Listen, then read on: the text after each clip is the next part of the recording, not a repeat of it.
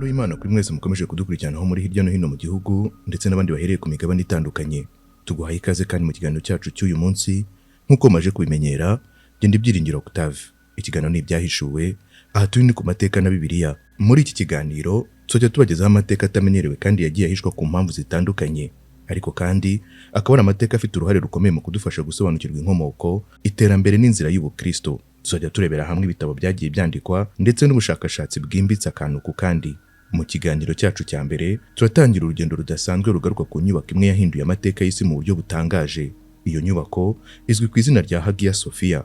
Hagia Sophia si inyubako isanzwe kuko kuri bamwe ni urusengero, abandi nabo ni umusigiti, hakaba hari n'abandi bayifata nk'inzu ndangamurage. Si ibyo gusa kandi iyi nyubako yabaye ishusho y'imbaraga z'ubutegetsi, intambara z'ukwemera ndetse n'icyubahiro ku madini akomeye ku isi. Ariko se ni iki gituma iyi nyubako imwe yaragiye irwanirwa, ikubahwa, igashakishwa n'amadini atandukanye kugeza n'uyu munsi wa none? Ni ibiki byihishe inyuma y'amabuye yayo n'igisenge cyayo kizwiho kuba cyarubakanye ubuhanga budasanzwe? Uyu munsi tugiye gusubira inyuma mu gihe cy'imyaka isaga 1,100, twinjire mu mateka y'ubwami bwa Byzantine, turebe impamvu umwami Justinian wa mbere yategetse ko iyi nyubako yubakwa, impamvu yashakaga kwiruta izindi zari ziriho muri icyo gihe, ndetse n'uburyo bwihariye yakoresheje mu kuyubaka mu gihe gito gishoboka.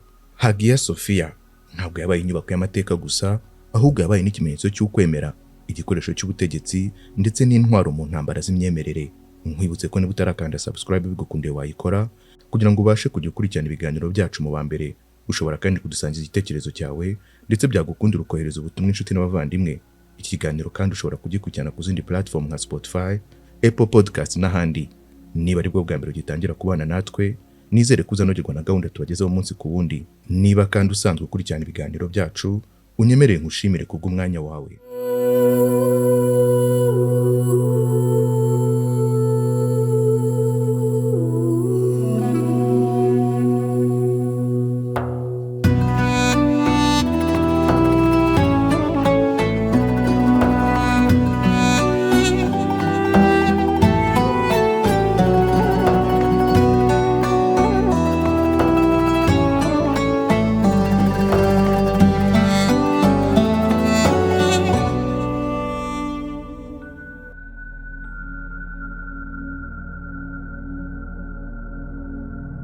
Hagia Sophia ni kiliziya yahoze ari umutima w'ubwami bw'abaroma b'iburasirazuba cyangwa se ubwami bwa Byzantine. Nyuma iza kuba umusigiti, nyuma iza guhinduka inzu ndangamurage. Gusa mu myaka 5 ishize, ni ukuvuga mu mwaka wa 2020, yongeye guhindurwa umusigiti. Hagia Sophia yubatswe mu kinyejana cya 6 mu mwaka wa 537 nyuma ya Yezu Kristo, ku butegetsi bwa Justinian wa mbere, umwami w'ubwami bwa Byzantine. Icyo gihe umujyi wa Constantinople cyangwa Istanbul y'ubu niwo wari umutima w'isi y'abakristo bo mu burasirazuba. Kugira ngo ubyumve neza, mu kinyejana cya 6 ahagana mu myaka ya 500 cyangwa se 600 nyuma ya Kristo, hari ubwoko bwinshi bw'amadini avuga ko ari abakristo, ariko ubw'ingenzi cyane bwari butatu. Ubwoko bwa mbere bari abakristo b'Orthodox bo mu burasirazuba cyangwa Eastern Orthodox Church. Abo bari abakristo babarizwa muri kiliziya ya Constantinople, Antiochia, Alexandria ndetse na Yerusalemu. Bizeraga ko Yesu afite kamere ebyiri zitandukanye, ubumana n'ubumuntu, ariko zikaba zihurira mu muntu umwe nk'uko byemejwe n'inama ya Chalcedon mu mwaka wa 451. Ikindi kandi aba bafatwaga nk'abakristo basigaye mu kuri mu Burayi no mu burasirazuba bwo hagati. Ubwoko bwa kabiri bari abakristo ba monofisite cyangwa bemera kamere imwe ya Yesu. Abo ntibahaga agaciro ibya Chalcedon, bavugaga ko Yesu afite kamere imwe gusa nyuma yo kuvuka kandi ko ubumana bwe buri hejuru y'ubumuntu. Ubu bwoko bwagaragaraga cyane muri Abyssinia cyangwa Ethiopia y'ubu, Misiri ariyo yahoze yitwa Coptic Church, Syria ndetse na Romania. Icyo aba bari batandukaniyeho n'abandi nuko bavugaga ko inyigisho za Chalcedon zateshaga agaciro ubumana bwa Yesu Kristo. Ubundi bwoko bwa gatatu bari abakristo ba kiliziya ya Roma cyangwa Western Catholic Church. Abo bayoborwaga na Papa i Roma, bemeraga inama ya Chalcedon nk'abo mu burasirazuba, ariko bagakomeza kugira ubuyobozi budasanzwe bwashyiraga Papa ku rwego rwo hejuru. Bari bafite umubano n'abi burasirazuba, ariko bakagira bimwe mu byo batumvikanagaho. Umujyi wa Constantinople rero nk'uko twabivuze haruguru, niwo wari umutima w'isi y'abakristo mu burasirazuba, aribo Eastern Orthodox Church. Nkwibutse ko mu mwaka wa 532 aribwo umwami wa Byzantine yafashe icyemezo cyo kubaka urusengero rwihariye, kubera ko urusengero rwari ruhari imbere rwari rwaratwitswe n'imvururu za politike. Justinian yifuje gusimbuza urwo rusengero rundi rudasanzwe. Bamwe bemeza ko Umwami Justinian yifuzaga kubaka urusengero rukomeye kurusha izindi nsengero zose zari ziriho icyo gihe ku isi, urusengero ruzasiga amateka, urusengero kandi ruzaba ishusho y'imbaraga, icyubahiro n'ukwemera k'ubwami bwe. Kandi koko yaje kubigeraho. Amagana y'abantu baturutse imihanda yose, ibikoresho byavanwaga mu bice bitandukanye by'ubwo bwami, byose byahurijwe hamwe ngo hubakwe inyubako iruta izindi mu bwiza ndetse no mu bunini muri icyo gihe. Ubwubatsi bwatangiye mu mwaka wa 532 nyuma ya Kristo, maze burangira mu mwaka wa 537, bivuze ko bwamaze imyaka 5 gusa. Kandi icyo gihe ntibari bafite imashini ziremereye nk'ubu. Ni ibintu byatangaje benshi, kuko inzu nyinshi za kiriya gihe zubakwaga mu myaka 20, 30 cyangwa se 50.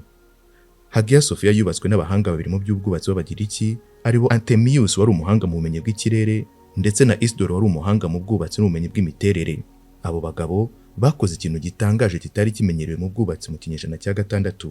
Kuri Hagia Sophia bashyizeho dome cyangwa igisenge kinini cyane hejuru yayo, ku buryo yari imeze nk'iri mu kirere. Iyi nyubako yafunguwe ku mugaragaro ku wa 27 Ukuboza mu mwaka wa 537. Icyo gihe kubera kwizihirwa cyane bitewe n'ubwiza bwayo, umwami Justinian yahavugiye amagambo y'amateka agira ati, ndagushimiye Mana ko bundenze Salomo. Mu yandi magambo yashakaga kuvuga ko Hagia Sophia iruta urusengero rwa Salomo mu bwiza no mu bunini.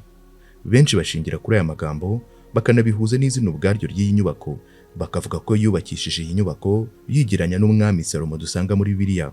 Mu by'ukuri Justinian bivuga ko yakoresheje ubuhanga buhambaye mu bwubatsi ndetse n'ubuhanga mu gutaka iyi nyubako butigeze bubaho mbere. Umwami Justinian wa mbere yabonaga ko ubwiza n'ubunini bw'urusengero rwe burenze iby'urusengero rwa Salomo rwavuzwe cyane muri Bibiliya. Iri ryari itangazo ry'ubutware n'ukwemera kwe, kuko yifuzaga kugaragaza ko ari umwami w'Imana kandi w'ubwenge nka Salomo ndetse akaba anamurusha. Ku rundi ruhande byari nk'ihangana hagati y'amateka ya Israel n'ubwami bwa Byzantine nk'ishusho nshya y'ubwoko bw'Imana. Ijambo Hagia ni ijambo ry'Ikigereki risobanura kwera cyangwa iyera, hanyuma Sophia ni ijambo ry'Ikigereki risobanura ubwenge. Bityo ufatanyije ayo magambo yombi, Hagia Sophia bisobanura ubwenge bwera cyangwa ubwenge bwera bw'Imana.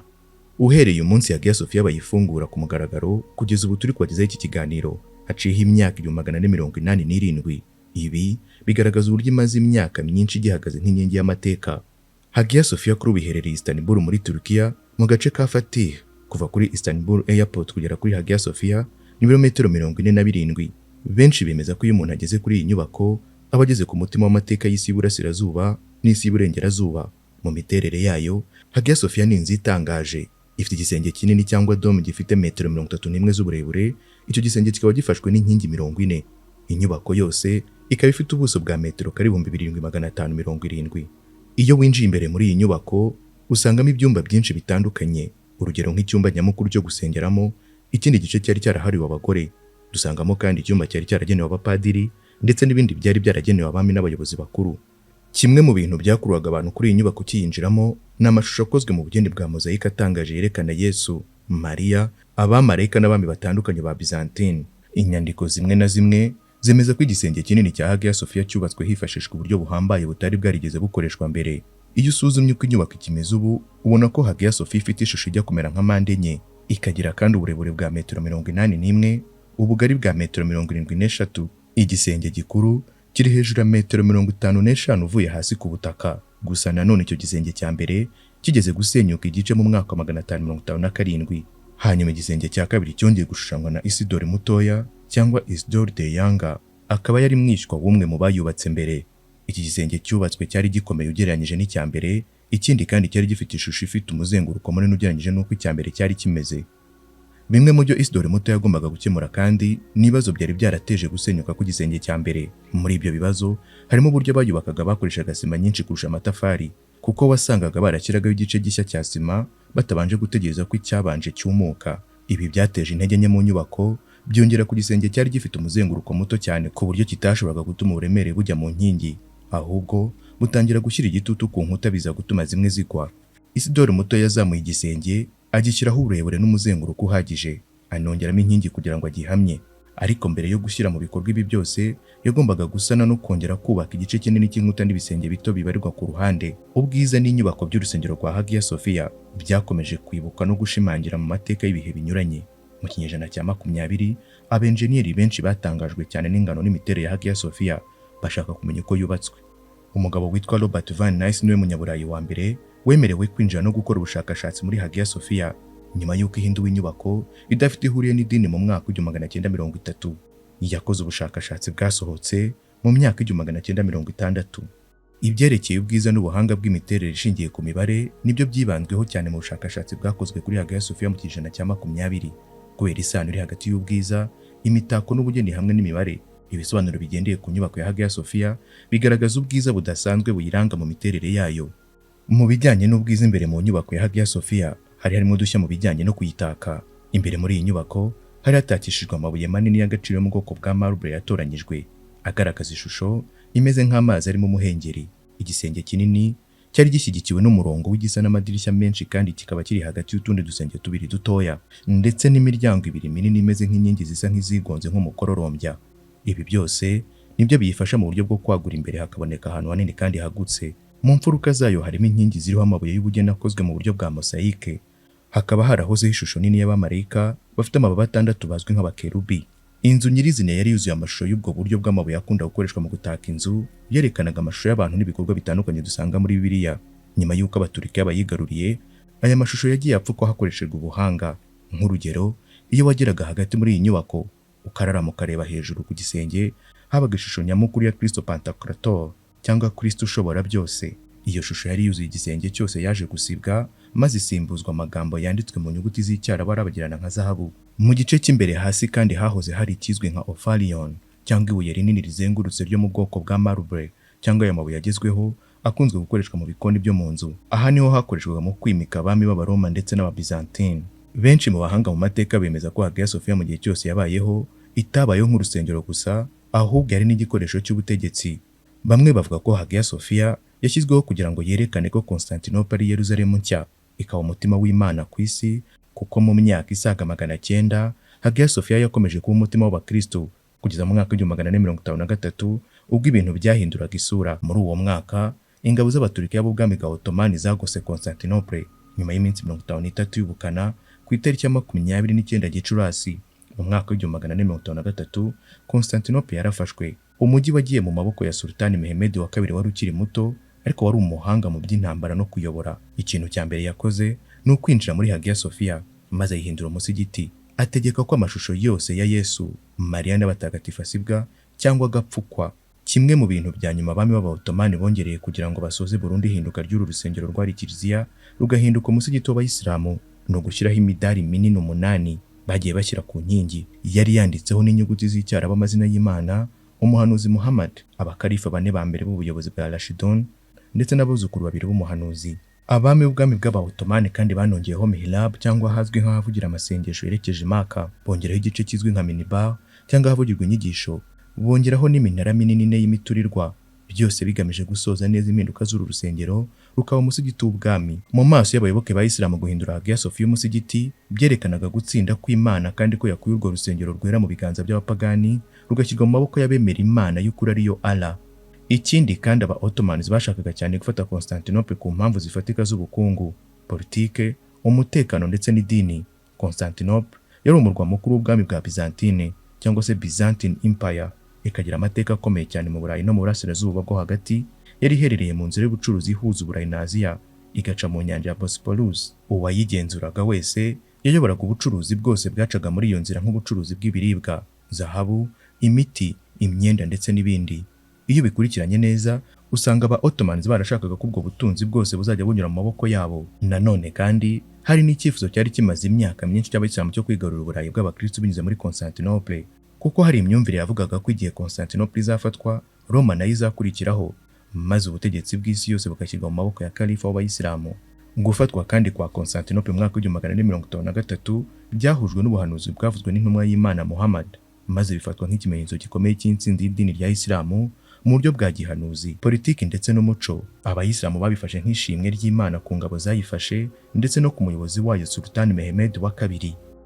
Hagia Sophia yabaye umusigiti imyaka isaga 482 kuko mu mwaka w'1935 nibwo Mustafa Kemal Atatürk washinze Repubulika ya Turkiya yafashe icyemezo cyo kuyihindura inzu ndangamurage mu rwego rwo gutandukanya idini na leta. Ikindi kandi yashaka ko Turkiya iba igihugu cy'amateka aho kuba ikidini runaka. Kuva icyo gihe nibwo abantu benshi batangiye kuyisura nk'abashakashatsi, ba mukerarugendo ndetse n'abakunzi b'ubugeni n'amateka. Nyuma yo guhindurwa inzu ndangamurage, amashusho ya gikristo amwe n'amwe yari yarakuweho yasubijweho, ariko kandi n'ibirango by'idini rya Isilamu bigumaho. Mu yandi magambo, yamaze imyaka isaga 100 ari umusigiti, ikaba kiliziya ndetse n'inzu ndangamurage. Gusa uko imyaka yicuma, ibitekerezo bihinduka, mu mwaka wa 2020 Perezida Recep Tayyip Erdogan yemeje ko Hagia Sophia yongera kuba umusigiti. Ibi byashimishije bamwe, abandi birababaza. Muri make, icyo wamenya kuri Hagia Sophia nuko atari inzu gusa, ni urugendo rudasanzwe, ni igitabo cy'amateka cyubatswe mu mabuye, ikaba ivuga byinshi ku mibereho y'ikiremwa muntu ndetse n'ibyo twemera muri iki gihe. Bamwe bayibona nk'umurage w'idini, abandi bakayibona nk'umurage w'ikiremwa muntu. Ariko nanone, ibyo byose ntibyapfa kwemezwa na leta n'imyanzuro yayo gusa, ahubwo bishingira ku buryo abantu bayisobanura mu mitima yabo. Kuko iyo winjiye muri Hagia Sophia, uba usa nk'uwinjiye mu bihe bitandukanye byabayeho mu mateka kandi byose byarabereye ahantu hamwe. Uba winjiye mu gihe cy'ubwami bwa Byzantine, ugakomereza mu gihe cy'aba Ottomans, ukaza gusoreza mu gihe cy'isi y'iki gihe, byose bigahuriza hamwe umuco, amateka n'imyemerere mu nzu imwe y'igitangaza yitwa Hagia Sophia. Mwakoze kubana natwe, yari Byiringiro Octave. Ikiganiro ni ibyahishuwe. Shalom shalom.